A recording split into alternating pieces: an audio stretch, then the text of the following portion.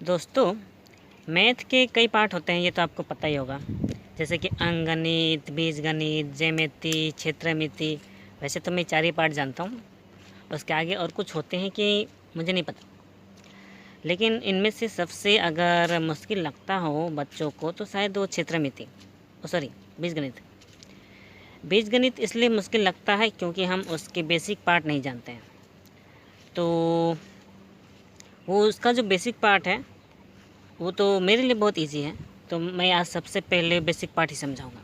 तो एक बार फिर आपका स्वागत है मेरे चैनल पर, और बने रहिए मेरे वीडियो पे और देखते रहिए कि मैं आज आपको क्या सिखाने वाला हूँ। ठीक है।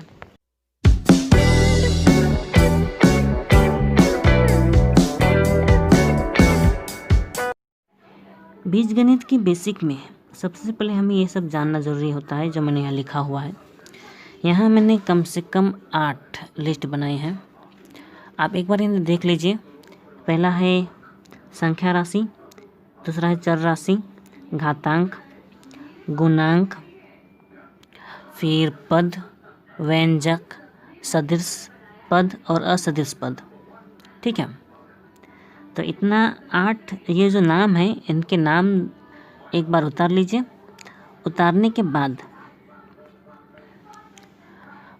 बाद समझिए कि ये है क्या। सबसे पहले संख्या राशि ये समझाने की जरूरत नहीं है। जो भी आप नंबर्स देखते हैं, चाहे 1 2 3 4 5 से, वो संख्या राशि कहलाते हैं। ये समझना आसान है।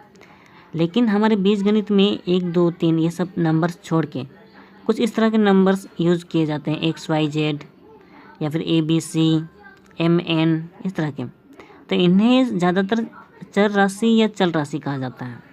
ध्यान दीजिएगा, चर राशि या फिर चल राशि। ठीक है। ऊपर से फिर एक शब्द है घातांक। घातांक यहाँ 2 शब्दों से बना हुआ है, घात प्लस अंक।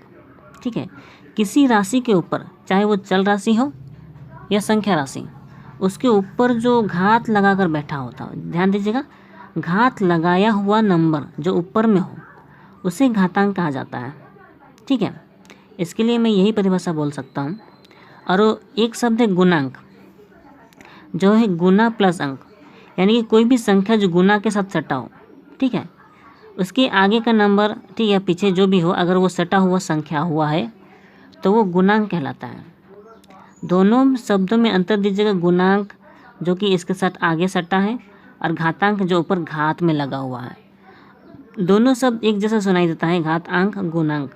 ठीक है। अंतर आपको इतना ख्याल रखना होगा, ये ऊपर घात में है और ये आगे गुना में है। इसके साथ गुना के साथ सटा हुआ है। ध्यान दीजिएगा, जो इसके साथ सटा होता है वो गुणांक, और जो ऊपर घात में होता है वो घातांक। ठीक है, ये समझ गए। उसके बाद पद। पद में जितना भी दिखे, जितना भी बीजगणित का राशि है, जो संख्या राशि है, सॉरी चल राशि है, ठीक है, तो एक मैथ का जितना भी संख्याएं होती है, बीजगणित की जितनी भी संख्याएं होती हैं या जिस रूप में लिखी जाती है, वह सारे पद होते हैं। वे सारे मतलब वो सारे बीजगणित या संख्या राशियाँ। ठीक है। संख्या राशियों के वे भाग जो किसी संख्या के रूप में लिखे जाते हैं। ठीक है, संख्या के रूप में लिखे जाते हैं। जैसे कि मान लीजिए, अगर अंकगणित की बात करें, 2 + 3 5 होता है, ये अलग संख्या है, ये अलग संख्या है। उसी तरह से ये 2A + A, तो ये देखिए 2 पद हैं। ठीक है, ये 2 पद हैं। तो ये हम इन्हें भी पद कह सकते हैं। ये एक पद है, ये एक पद है। दो पदों को जोड़ के 5 होता है। तो उसी तरह से ये एक पद है, ये भी एक पद है। ठीक है, मतलब किसी गणित का या संख्या राशि का भी कोई वो हिस्सा जो इसमें संख्या के रूप में प्रयोग किए जाते हैं। ठीक है, बीजगणित में जो संख्या के रूप में प्रयोग किए जाते हैं उन्हें हम पद कह सकते हैं। तो 2 एक संख्या के रूप में है और A भी संख्या के रूप में है, यानी कि ये पद है। ठीक है, तो यहाँ देखिए 2x एक पद है, यहाँ पे 3a एक पद है, -2 एक पद है। ठीक है, 2a पद है, यहाँ 33b है, ये भी पद है, और ये 1 ये भी एक पद के रूप में ही है। ठीक है। अब देखिए व्यंजक। व्यंजक से पहले ये समझ लीजिए। देखिए इसमें ये एक ही पद है, ये 2 ये चल रहा ये संख्या राशि, ये चल राशि है, लेकिन ये पूरा का पूरा एक पद है, ठीक है। और इसमें दो पद हैं, ये पहला पद, ये दूसरा पद। और इस वाले में ये तीन पद हैं, पहला, दूसरा, तीसरा, ठीक है। मतलब एक ही संख्या माला का, ठीक है, बीजगणित की एक ही संख्या माला का, संख्या माला में जो संख्या राशि जो भी संख्या के रूप में प्रयोग किए जाते हैं वो पद होते हैं। ये तो समझ गए, ठीक है। अब देखिए व्यंजक के बारे में। व्यंजक देखिए, ये भी एक ये बीजगणितीय राशि है, और यानी संख्या है, ये भी बीजगणितीय संख्या है ना।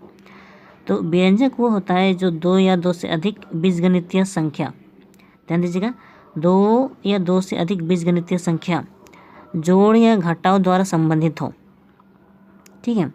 अब देखिए जोड़ द्वारा संबंधित है, ये जोड़ द्वारा, ये घटाव द्वारा, तो ये जोड़ घटाव द्वारा संबंधित है, मतलब ये व्यंजक है, ठीक है। ये पूरा का पूरा व्यंजक है, ये एक व्यंजक है, ये भी एक व्यंजक है, ठीक है। ये मैंने दो ही दिया है, तो ये देखिए ये मैंने तीन दिया हुआ है, ये जोड़ के साथ और ये घटाव के साथ, तो ये भी एक व्यंजक है, ठीक है। इस व्यंजक में ये तीन पद हैं, ध्यान दीजिएगा, ये व्यंजक में ये तीन पद हैं, ठीक है। वैसे देखा जाए तो इसे भी एक व्यंजक मान सकते हैं, ठीक है। ये 2x है, तो ये व्यंजक कैसे है विस्तार से मैं बताता हूँ, ठीक है। देखिए x plus x plus x, ठीक है, ये तीन व्यंजक तीन पद हैं, तीनों पद को जोड़ने से ये 3x बन जाता है, ठीक है।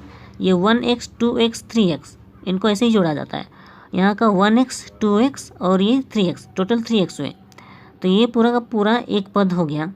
एक पद है, लेकिन क्योंकि ये तीन पदों से मिलकर बना है इसीलिए ये एक व्यंजक है, ठीक है। तो यही समझाना था। तो ये 2x भी एक व्यंजक है, ये a प्लस बी, और ये सारे व्यंजक हैं, पूरा का पूरा ये व्यंजक है, ठीक है। और उस व्यंजक में ये अलग से पद है, ये अलग से पद है, ठीक है। तो ये व्यंजक समझ गए। अब देखिए सदृश पद और असदृश पद, यानी कि पद दो तरह के होते हैं, ठीक है। सदृश पद में किसी एक ही मैथ में अगर वो सेम सेम राशि, ध्यान, यानी कि जो सेम राशि है, देखिए ये सेम राशि है, बीजगणितीय राशि है ना, यानी कि चर राशि, और सेम घातांक का, मैंने कहा था ना घातांक, सेम राशि और सेम घातांक का हो तो उन्हें सदृश पद कहा जाता है। देखिए इसका घातांक है एक, इसके ऊपर एक है, मतलब देखिए जिनके ऊपर कोई भी मान ना हो उसे उसके ऊपर घातांक एक ही होता है। तो यहाँ पे ये 1 है, यहाँ पे 1 है, ठीक है। तो ये सेम घातांक है और सेम राशि है, ठीक है। तो ये सदृश पद है। यहाँ पे देखिए ए स्क्वायर बी है, ए स्क्वायर बी है, दोनों में सेम टू सेम है, ए स्क्वायर बी, ठीक है। तो दोनों ए स्क्वायर बी है, तो इनका घातांक भी देखिए सेम है, यहाँ भी घातांक सेम है, ठीक है। सेम राशि और सेम घातांक है, मतलब ये सदृश पद है, ठीक है। ठीक इसके उल्टा असदृश पद होते हैं। ये देखिए असदृश पद, इनमें क्या है, देखिए ये और ये अगर इन्हें और इन्हें मिलाने की कोशिश करें तो इनका राशि और इसका राशि अलग है और घातांक भी अलग है, ठीक है। अगर हम इसको और इसको मिलाने की कोशिश करें, ठीक है, तो ये और ये राशि तो सेम मिल रहा है, ठीक है, ये राशि और ये राशि सेम मिल रहा है, लेकिन एक्स्ट्रा इसमें ये लगा हुआ है, तो यहाँ पे वैसा नहीं है। और देखिए घातांक भी अंतर है, तो मतलब ये असदृश पद है। तो एक और उदाहरण देता हूँ। मान लिया 3x है और 3x स्क्वायर, देखिए घातांक यहाँ पे स्क्वायर है और यहाँ पे घातांक 1 है ना। तो अलग अलग घातांक है, मतलब ये असदृश पद है, ठीक है। तो बीजगणित का ये बेसिक पॉइंट आप याद रखिएगा तो आपके लिए अच्छा होगा। अब आगे सिखाते हैं। जिस तरह से पद के दो भाग होते हैं, सदृश पद और असदृश पद, उसी तरह से व्यंजक भी 4 प्रकार के होते हैं। देखिए एक पदी व्यंजक, ठीक है। अब देखिए ये इसमें देखिए ये एक ही पद है, दिख रहा है ना, ये एक ही पद है, इसलिए एक पदी व्यंजक है, ठीक है। और द्विपदी व्यंजक जिसमें 2 पद होते हैं, वो व्यंजक जिसमें 2 पद होते हैं उसे द्विपदी व्यंजक कहते हैं। और द्विपदी व्यंजक जैसे कि ये, ठीक है, और ये। और त्रिपदी व्यंजक वे व्यंजक जिसमें त्रिपद होते हैं, यानी कि 3 पद होते हैं। 3 पद यानी कि इस तरह का, देखिए ये वाला त्रिपदी व्यंजक है। फिर बहुपदी व्यंजक, अगर 2 से अधिक जो भी व्यंजक होते हैं, यानी कि 2 से अधिक पद अगर कहीं भी हो वो बहुपदी व्यंजक ही होते हैं, ठीक है। या 3 से अधिक या 2 से अधिक कहिए, वो बहुपदी व्यंजक ही कहलाते हैं, ठीक है। तो इतना समझ गए। अब थोड़ा बीजगणितीय योग के बारे में जानते हैं। योग यानी कि जोड़। बहुत से बच्चे योग का मतलब नहीं समझते हैं, मैंने देखा है। तो इतनी सी बात है, योग माने जोड़ होता है, ठीक है। अब एक उदाहरण देते हैं, क्योंकि बीजगणितीय योग करना है। तो ये देखिए, मैंने अभी कुछ देर पहले बताया सदृश पद के बारे में। ये देखिए, सेम राशि है और सेम घातांक है, ठीक है। सेम राशि और सेम घातांक, ये यानी सदृश पद है। सदृश पद में जोड़ आसान होता है। आपको केवल ये देखना है कि सदृश पद कितने हैं। यहाँ पे 1 है, यहाँ पे 2 है, 2 सदृश पद है, यानी कि आपको अगर इनका जोड़ना है तो 1a 1a, ये 2a हो जाएगा, ठीक है। इसी दूसरे तरीके से भी यही समझा जाता है कि हर एक पद के हर एक राशि के साथ एक नंबर गुणांक होता है। मैंने गुणांक के बारे में अभी बताया। यहाँ भी गुणांक 1 है, यहाँ भी गुणांक 1 है, तो ऐसे जोड़ में उनके गुणांक को जोड़ा जाता है, 1 और 1 2। और अगर आपको गुणांक समझ में ना आए तो इनका जो सदिश पद है कितने हैं, मतलब कितने ठो हैं, वो समझ लीजिए। यहाँ पे 2 सदिश पद है, यानी कि 2a, 1a और 1a is equal to 2a, ठीक है। अब देखिए, यहाँ 3a है, यहाँ 2a है, ठीक है। तो कितने a हुए, अगर इनको जोड़ किया जाए तो ये को हो जाएंगे 5a, ठीक है। तो ये हो गया इनका जोड़। ये सदिश पद का है। देखिए, ये भी सेम पद है, ये भी सेम पद है, यहाँ भी घातांक भी सेम है, राशि भी सेम है, तो इनको ऐसे जोड़ा जा सकता है, ठीक है। नॉर्मली हम जोड़ कैसे करते हैं, इस तरह से 2 जोड़ 3 यानी कि 5, ठीक है। तो इसी तरह से हम इसको भी लिख सकते हैं, a और a अगर इनको जोड़ा जाए तो 1a 1a क्या हुआ 2a। तो इस तरह से भी जोड़ किया जा सकता है, 3a और 2a कितना हुआ 5a। तो आप चाहे जोड़ ऐसा करें या ऐसा करें, ऐसा करें या ऐसा करें, आपकी मर्जी। ये दोनों जोड़ या दोनों तरीके सही हैं, लेकिन ज़्यादातर मैथ में इस तरह से प्रयोग किया जाता है, ज़्यादातर, ठीक है। लेकिन अगर आप 7 क्लास में हो, 6 या 7 क्लास में हो, तो इस तरह से शुरुआत में सिखाई जाती हैं, ठीक है। उसके बाद इस तरह से 7 क्लास वाले इस तरह से सीखते हैं, उसके बाद इस तरह से, या फिर डायरेक्ट इस तरह से सीखेंगे तो भी चलेगा। तो ये हो गया जोड़, और सदृश पदों का हो गया। अब ध्यान दीजिए असदृश पदों का जोड़ कैसे होता है। अब मान लीजिए ये a है और ये b है, ठीक है। देखिए, दोनों का घात तो सेम है, लेकिन राशि अलग अलग है, तो इनका जोड़ ऐसा नहीं हो सकता, ठीक है। तो इनका जोड़ a + b है, तो हमें इसे a + b ही लिखना पड़ेगा। असदृश पदों का जोड़ बिल्कुल भी नहीं होता है, इस तरह से ध्यान दीजिएगा। ये 3 है ना, और 4। अब देखिए, अब अगर राशि भले ही सेम हो, a² + a + a³, ठीक है। देखिए, राशि भले ही सेम हो, लेकिन उनका घातांक तो अलग है ना। फिर भी घातांक अलग हुआ मतलब कि वो असदृश पद है, असदृश पद है, ठीक है। असदृश पद है यानी कि इनका जोड़ नहीं होने वाला। तो ये जैसा है वैसा ही लिखेंगे हम, a² + a + a³, ठीक है। a² + a + a³, ये समझ में आ गया। तो इतना याद रखिएगा, सदृश पदों का जोड़ इजी है, मतलब ऐसे ही उनका गुणांक जोड़ हो जाता है, या फिर जितने सदृश पद हैं उतने ही नंबर लगा दिए जाते हैं। यहाँ 2 ठो है तो 2 लगाया, यहाँ 3 है, यहाँ पे 2 है, तो 3 2 5, ठीक है। और यहाँ पे तो अलग अलग पद हैं, दोनों असदृश पद हैं, ठीक है। यहाँ भी असदृश पद है तो इनका जोड़ नहीं हो सकता। ठीक है। अब देखिए वियोग, वियोग यानी कि घटाव। अब नॉर्मली हम अंकगणित में कैसे घटाते हैं, जैसे 3 - 2 क्या होता है 1, 3 से 2 घटाएंगे 1, है ना। तो हमारे बीजगणित में अब देखना ये है, आपको ये देखना होगा कि सदृश पद है कि नहीं। अगर वो सदृश पद हैं यानी कि सेम राशि और सेम घातांक वाले हैं तो वो घटाया जा सकता है। देखिए इनका गुणांक कितना है 3 और इनका गुणांक कितना है 1। मैंने कहा था जहाँ पे गुणांक कुछ नहीं है वहाँ पे 1 होता है। तो यहाँ पे गुणांक 3 है और यहाँ पे 1 है, तो इन्हें घटाएंगे, 3 से 1 घटाए 2। और दूसरे तरीके से बोल सकते हैं कि यहाँ 3a है, यहाँ 1a है, दिख रहा है यहाँ 1a है, तो 3a से 1a घटाएंगे तो हो जाएगा 2a। ठीक है। तो ये सेम राशि और सेम घातांक वाले ऐसे घटाया जा सकता है।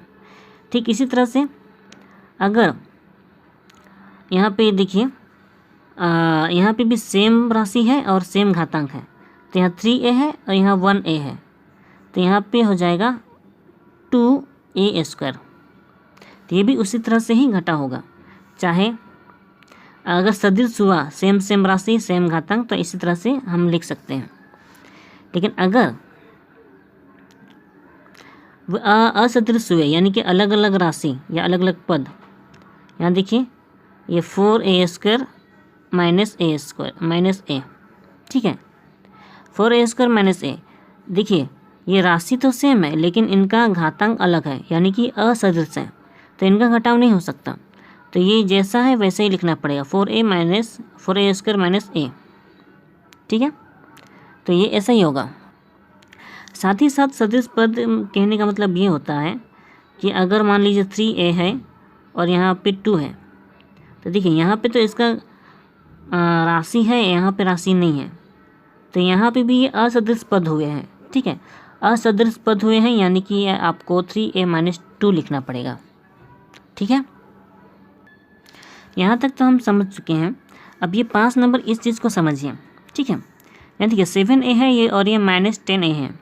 ठीक है, तो इसमें क्या है कि ये जो 10a बड़ा संख्या है और 7a छोटा संख्या है, इसका जो चिन्ह होता है वो ये धनात्मक में है यानी कि ये प्लस है, लेकिन इसका चिन्ह है माइनस। ध्यान दीजिएगा, ये जो माइनस है इसका चिन्ह होता है। ठीक है, मतलब कि ये माइनस जिसके आगे होता है उसी का चिन्ह होता है। 10a के आगे माइनस है तो यानी कि ये 10a का चिन्ह है माइनस, और इसका चिन्ह है प्लस। यह कुछ नहीं है, मतलब कि ये प्लस में है।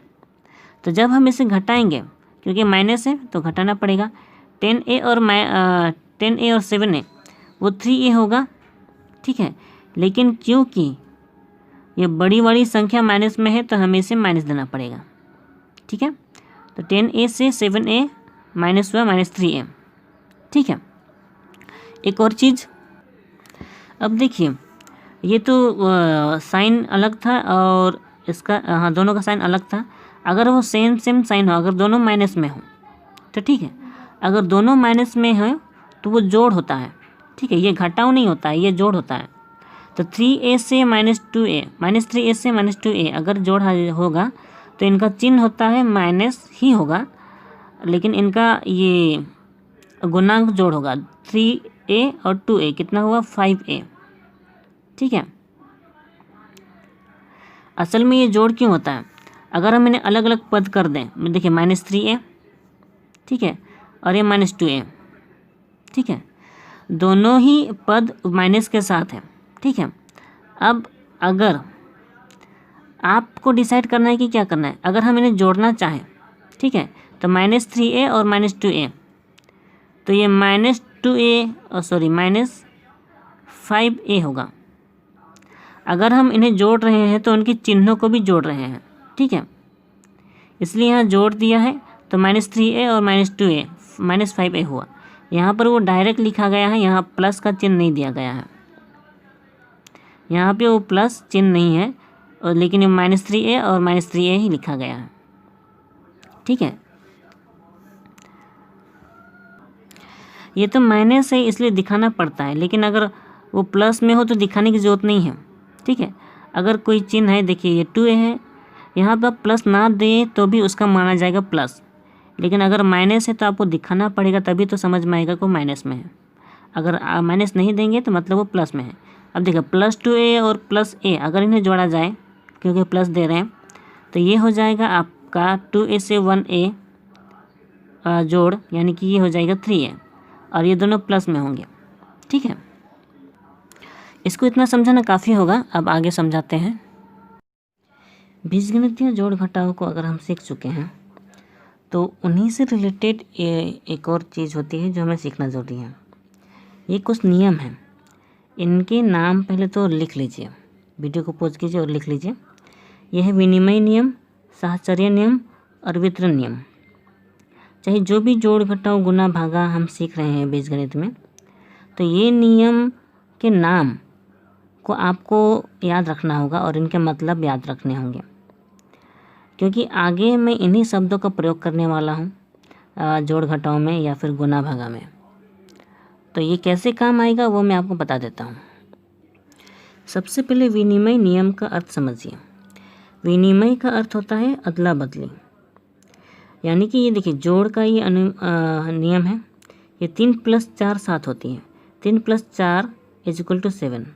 लेकिन अगर 4 को इधर कर दें और 3 को इधर कर दें, यानी कि विनिमय नियम यानी कि अदला बदली, तो क्या फ़र्क पड़ता है? 4 को इधर करेंगे और 3 को इधर करेंगे तो 4 3 7 होती है, यानी कि जोड़ के विनिमय नियम में कोई अंतर नहीं आता है।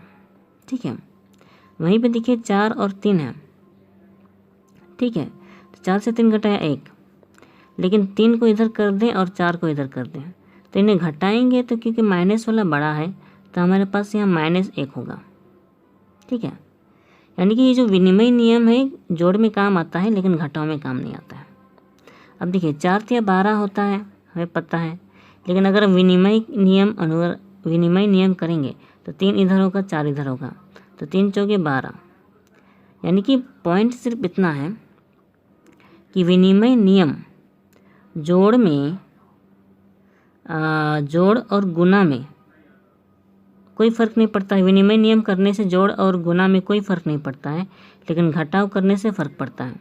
यानी कि जो विनिमय नियम है वो घटाव में प्रयोग नहीं होता है। अगर घटाव में प्रयोग नहीं होता है तो वो भाग में भी प्रयोग नहीं होता है। ठीक है, इसमें कोई लॉजिक नहीं है, बस इतना याद रखिएगा, घटाव में और भाग में विनिमय नियम प्रयोग नहीं होता है। इसे आप लिख लें तो चलेगा, मैं केवल बता रहा हूँ। ठीक है, अब समझिए साहचर्य नियम। साहचर्य का अर्थ सीधा सा अर्थ है संयोग, यानी कि एक साथ जोड़।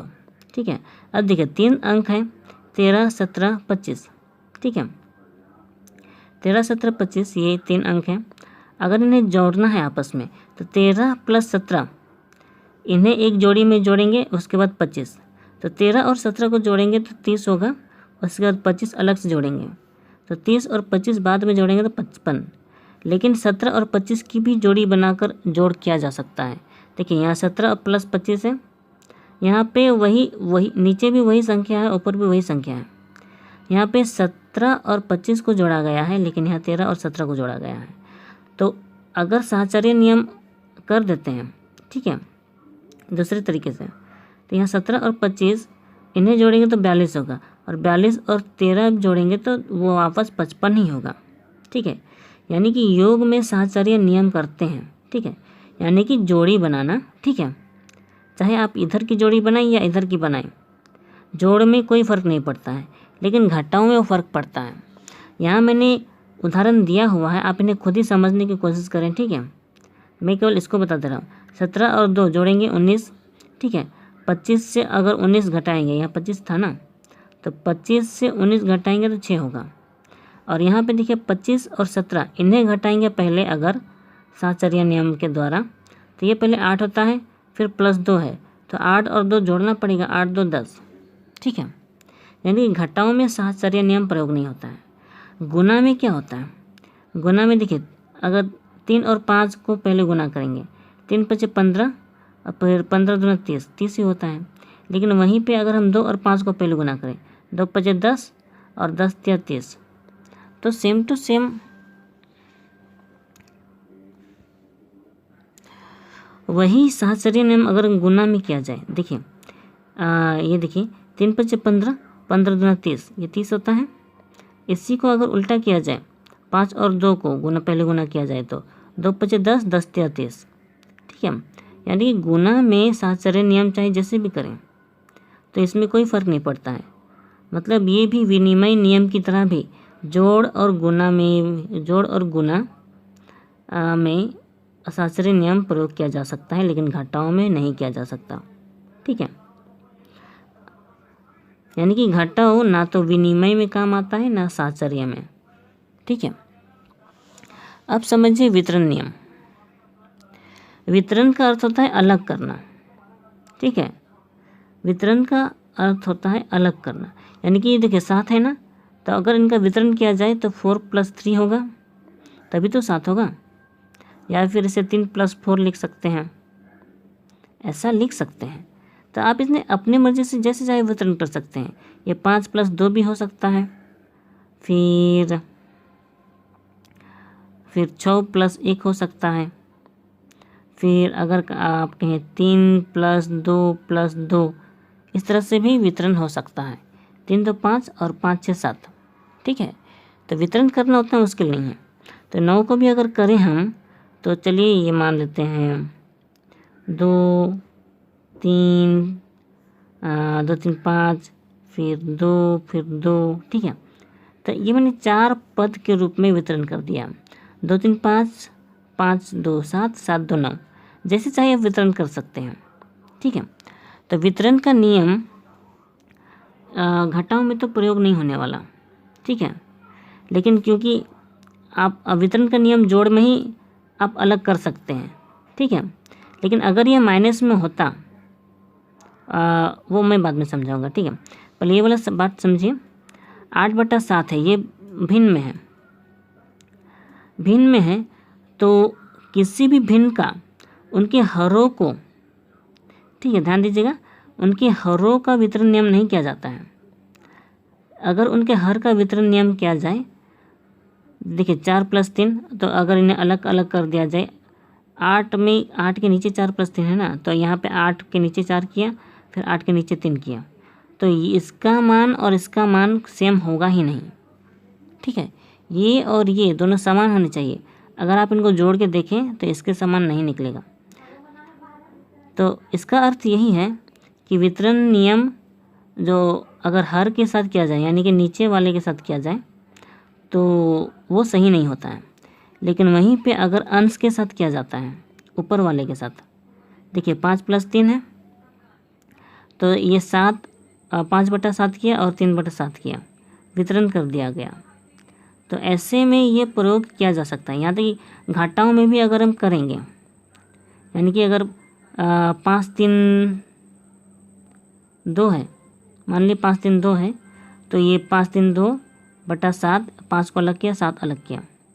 लेकिन ये 5 - 3 2 तभी किया जा सकता है जब ऐसा कोई संख्या हो। लिखिए, देखिए 2/7 इस तरह का अगर कोई संख्या है तो वो 5 - 3 लिखेंगे तभी तो 2 होगा, ठीक है।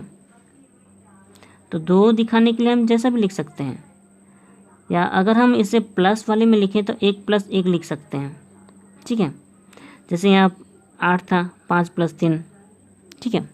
तो ये समझने के लिए आपको खुद ही समझना होगा। फिर अगर गुना में वितरण नियम किया जाए, देखिए 3 × 5 है, तो इस 5 को अगर हम वितरण करें तो 3 + 2 होता है। ये ब्रैकेट के साथ सटा हुआ है, मतलब गुना है, ठीक है। तो इसको अलग कर दिया तो ये 3 × 3, देखिए ये ब्रैकेट के अंदर जो भी कुछ होता है, ये बाहर वाला जो इसके साथ सटा होता है, ये बाहर वाला भीतर के सभी चीज़ से गुना होता है। मतलब कि 3 × 3 होगा। ये देखिए 3 × 3, ये बीजगणित में इस दशमलव का या इस बिंदु का मतलब होता है गुना। 3 × 3, 3 × 3, फिर 3 × 2, 3 × 2, और बाकी जो साइन है, अगर प्लस है तो प्लस, माइनस है तो माइनस। तो अगर हम इन्हें गुना करें, 3 × 3 9, 3 × 2 6, तो 9 6 15 होता है, ठीक है। उसी तरह से अगर इसे भी गुना किया जाए डायरेक्ट, 3 × 5 = 15 ही होगा, ठीक है। तो ये समझ गया। इसके पहले मैंने माइनस वाला बताने की कोशिश की, लेकिन बताया नहीं। देखिए अगर कोई -6 है, ठीक है, मतलब कोई भी संख्या अगर माइनस में है, और अगर उनका वितरण करना हो तो वो भी माइनस में ही होगा। देखिए -3 -3 और -3 इस तरह से। अगर देखिए इसे आप ऐसे भी कर सकते हैं -4 और -2, -4 -2, तो इनका जोड़ होता है ना, तो इनका जोड़ -6 ही होगा। ठीक है, अगर आप गुना में करें -2 और 3 इन्हें गुना किया जाए तो -6 होगा। ठीक है, अगर साइन अलग अलग है, देखिए ये माइनस में है, ये प्लस में है, अगर 3 के आगे कुछ नहीं है मतलब वो प्लस में है, अलग अलग साइन है तो माइनस ही होगा। ठीक है, और एक चीज़, अगर इस 2 को अलग किया जाए, मतलब इसका वितरण किया जाए -2 को, तो -1 ऐसा होगा ना, तभी तो -2 होगा। तो अगर इस वितरण के नियम के अनुसार इन्हें हाँ, अगर वितरण करके इन्हें भीतर वाले से गुना कर दिया जाए तो ये 3 एकम 3 होगा और तो -3 होगा, फिर -3 एकम 3 होगा, तो -3 वो 6 ही होगा। ठीक है, और एक चीज़, अगर गुना में दोनों पद अगर माइनस में हो, ध्यान दीजिए -2 इंटू, मैं इसे ब्रैकेट में दे रहा हूँ और ये -3 ब्रैकेट में इसीलिए दे रहा हूँ क्योंकि बहुत से बच्चों को ये समझ में नहीं आता है कि अगर ये माइनस दे दिया जाए तो इन्हें जोड़ या घटाव समझ लेते हैं। ठीक है, बीच में गुना है मतलब कि उन्हें आपको माइनस ही करना है। अगर असल में इसे लिखा जाए तो -2 गुना -3 इस तरह से लिखा जा सकता है, लेकिन ये 2 साइन एक साथ हो रहा है। ठीक है, इसीलिए इन्हें ब्रैकेट में लिखना ही सही होगा, इन्हें आप ब्रैकेट में ही लिखें। ठीक है, तो -2 और -3 इनके बीच का गुना होगा, तो जब भी गुना किया जाता है तो माइनस माइनस वो प्लस होता है। ठीक है, माइनस माइनस प्लस होता है, तो आप इसे 3 दूना 6 लिख सकते हैं, या अगर ये +6 हो गया, ये +6 हो गया, तो इसका बेसिक सब पार्ट आपको याद रखना होगा। माइनस इंटू माइनस क्या होता है और प्लस इंटू प्लस क्या होता है। इसे याद रखने का आसान सा तरीका ये है कि अगर सेम साइन है, माइनस माइनस या प्लस प्लस, अगर सेम साइन है तो उनका गुना हमेशा प्लस ही होगा। ठीक है, देखिए सेम है ना, वहीं पे अगर अलग अलग साइन हुआ, प्लस इंटू माइनस या माइनस इंटू प्लस, ठीक है, अलग अलग साइन है तो वो हमेशा माइनस ही होगा। तो इतना बेसिक पार्ट आप समझ लीजिएगा। अब इसकी आज के लिए मैं इतना ही सिखाऊंगा। इसके अगले पार्ट में मैं ये सिखाऊंगा कि जो मैंने बेसिक पार्ट सिखाया वो कैसे काम आ सकते हैं, लेकिन वो सब सिखाने से पहले अगली बार हम आपको गुना और भागा विस्तार से समझाएंगे। ठीक है, तो आज के लिए बस इतना ही। वीडियो अच्छी लगी हो तो लाइक करें, शेयर करें और सब्सक्राइब करें। और इन बेसिक पार्ट को आप खुद से अलग अलग नंबर से ट्राई कीजिए। अगर आप खुद से कोई नंबर डिसाइड करके इन्हें प्रैक्टिस करेंगे तो आप इस नियम को समझ जाएंगे। तो ठीक है, आज के लिए इतना ही सिखाते हैं, अगली बार मिलेंगे। तब तक के लिए अपना ख्याल रखें, खुद सीखें और दूसरों को सिखाएं।